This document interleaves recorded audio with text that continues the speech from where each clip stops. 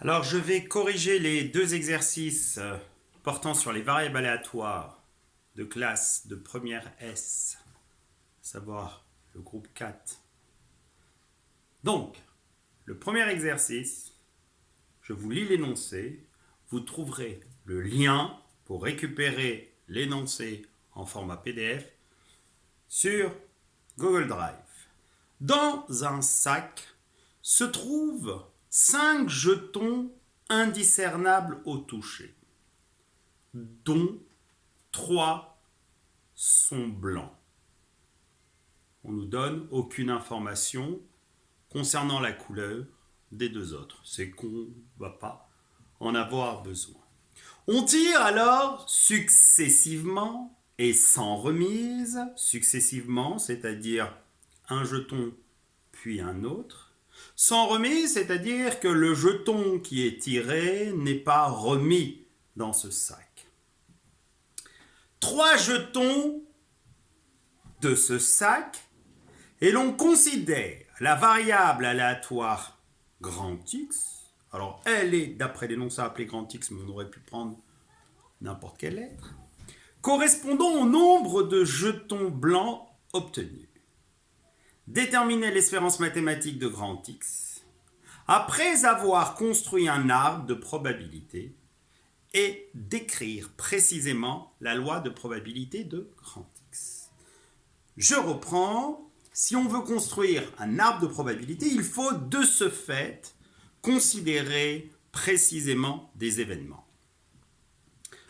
Grand X étant la variable aléatoire déterminant le nombre obtenu au final de jetons blancs, je ne peux pas faire un arbre parce qu'il n'aurait aucun sens où j'écrirais ici B, B bar, B, B bar, B, B bar, B, B bar, B, B bar. Heureusement que on ne va tirer que 3 jetons. Pourquoi un tel arbre ici n'aurait aucun sens? Parce que comme c'est mentionné dans l'énoncé, on effectue 3 tirages. Donc il va falloir différencier ces différents B. Raison pour laquelle je vais appeler B1 ici, B2 là, et B3 là. Alors comme l'exercice est ouvert, une fois rédigé, il faut de toute évidence préciser à ce à quoi correspondent les événements B1, B2 et B3. Alors on va remplir cet arbre de probabilité en ce sens qu'on va mettre les valeurs inscrites au niveau de chacune des branches. Alors au début, on a 5 jetons, parmi lesquels 3 sont blancs. Donc la probabilité que le premier jeton tiré soit blanc est forcément de 3/5, qu'il ne le soit pas de 2/5. Ce jeton n'étant pas remis, si le premier jeton, là on a une probabilité conditionnelle, si le premier jeton tiré est blanc, c'est qu'au final, après ce premier jeton tiré, dans notre sac vont se retrouver précisément 4 jetons, vu que 1 a été tiré, parmi lesquels seulement 2 sont blancs. Donc ici on a 2 quatrièmes et 2 quatrièmes. Alors qu'ici, le premier jeton n'étant pas blanc, il nous reste de toute évidence sur les 4 jetons restants 3 blancs et 1 non blanc. On poursuit. La valeur inscrite au niveau de cette branche, le premier jeton est blanc, le deuxième est blanc. Comme il y en avait 3 de blancs, c'est que forcément, il n'en reste qu'un seul sur les 3 restants et forcément ici 2 tiers.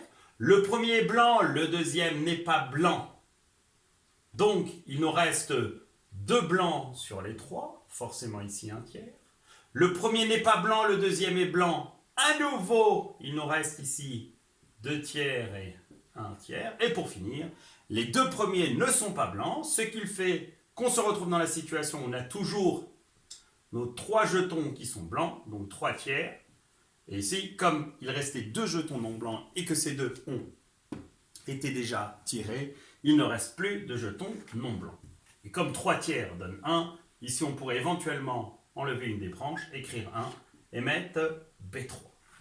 Alors maintenant, au fond de ces branches, de cet arbre précisément, on va inscrire les valeurs prises par grand X, la variable aléatoire correspondant précisément au nombre de boules blanches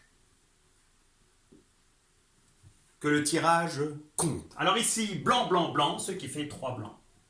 Blanc, blanc, non blanc, 2 blancs. Blanc, pas blanc, blanc, 2 blancs.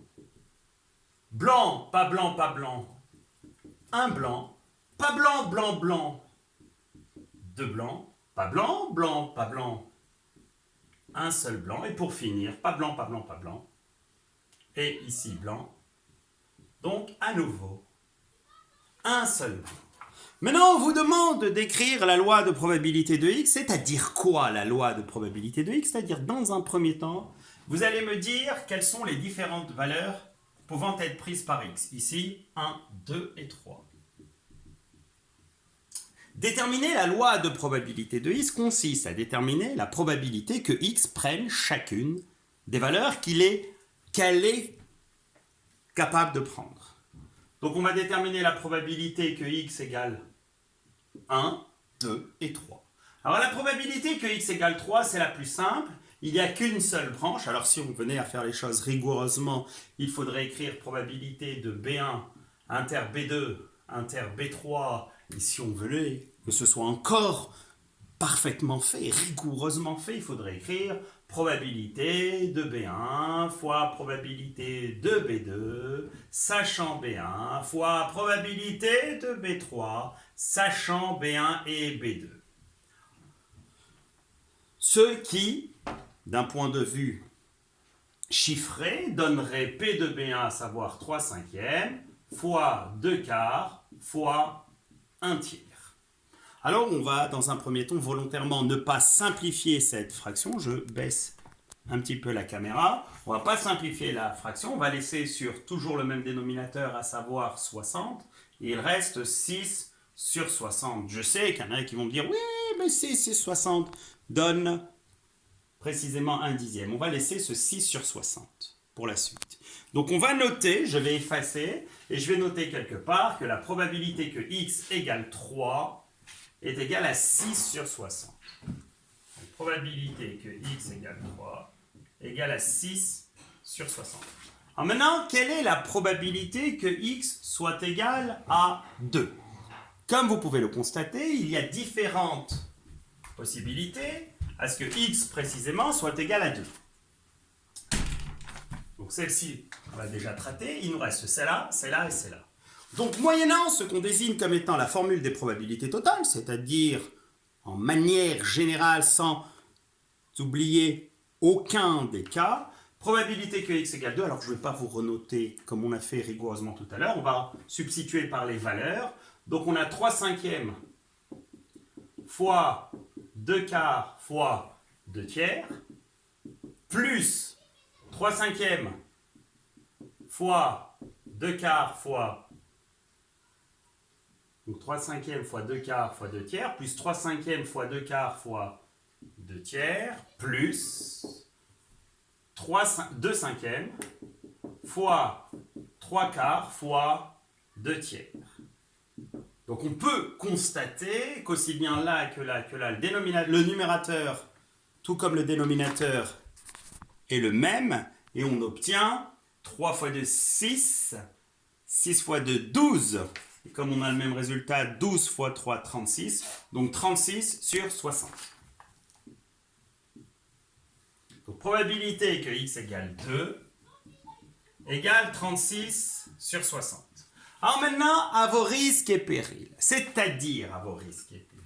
C'est-à-dire que, comme x va prendre précisément comme valeur les seules valeurs pouvant être prises étant 3, 2 et 1, comme on vient de déterminer la probabilité que x égale 3 ainsi que celle que x égale 2, on peut par simple calcul, à savoir 1 moins ça, déterminer la probabilité que x soit égal à 1, ce qui donnerait 6 et 36, 42, 60 moins 42, 18 sur 60. Alors pourquoi je vous dis on peut courir un risque? Parce que l'erreur est humaine et n'importe qui, même quelqu'un qui n'est pas habitué à en faire souvent, ça lui arrive de faire des erreurs. Moi, le premier, et assez souvent. Heureusement que vous êtes là pour les corriger. Alors, on va vérifier ici rapidement qu'on obtient 18 sur 60 en faisant quel calcul? 3 fois 2, 6 fois 1, ça donne bien 6. 2 fois 3, 6 fois 2, ça donne 12. 6 et 12, on est à 18. Et là, on a 2 fois 1 fois 6. Là, on est à 3. 2 fois 1, ça fait 6. Donc, je reprends.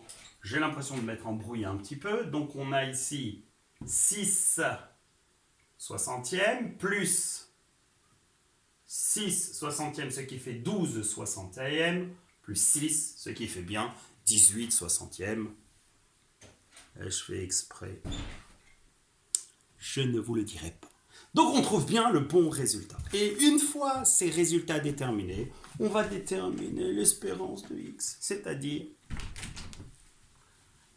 la valeur moyenne prise par x, c'est-à-dire qu'en moyenne, on peut espérer que x va prendre la valeur suivante. Alors, différentes possibilités, différentes manières de présenter les choses. Alors, il y en a un qui se disent, c'est plus simple de présenter de la sorte. Ici, on va mettre les valeurs de x, ici les valeurs que probabilité que x égale xi. Donc là, on a la valeur 3 avec une probabilité de 6 sur 60. La valeur 2 avec une probabilité de 36 sur 60. Et la valeur 1 avec une probabilité de 18 sur 60. Et par définition, l'espérance mathématique de x, c'est la somme des xi fois la probabilité que x égale xi, ce qui fait 3 fois 6 sur 60, plus 2 fois 36 sur 60, plus 1 fois 18 sur 60. Je vous laisse effectuer le calcul et je vais vous expliquer pourquoi volontairement j'ai laissé le 60. Alors, j'ai laissé le 60 pour vous donner un sens à ce à quoi correspond une espérance et à vous dire, et si la formule, on l'oublie.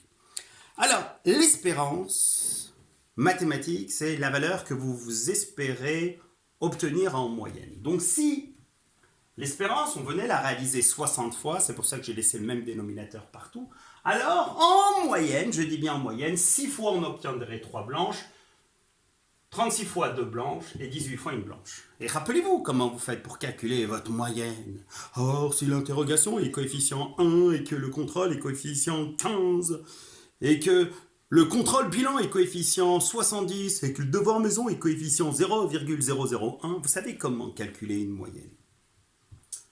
Donc ici, qu'est-ce que vous faites? Vous faites 6 fois 3, plus 36 fois 2, plus 18 fois 1, le tout divisé par 60. C'est précisément le calcul qui apparaît ici.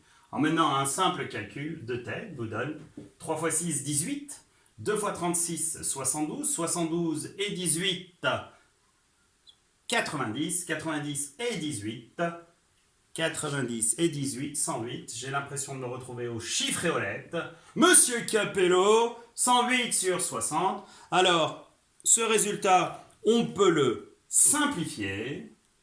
Il se simplifie. Et 108 sur 60, je vous demande de le faire de tête. Et vous obtenez 1,8 précisément. Interprétez ce résultat, c'est-à-dire que si l'expérience, vous venez à la réaliser un nombre important de fois, alors en moyenne, vous aurez 1,8 boules blanches parmi les 3 que vous tirez.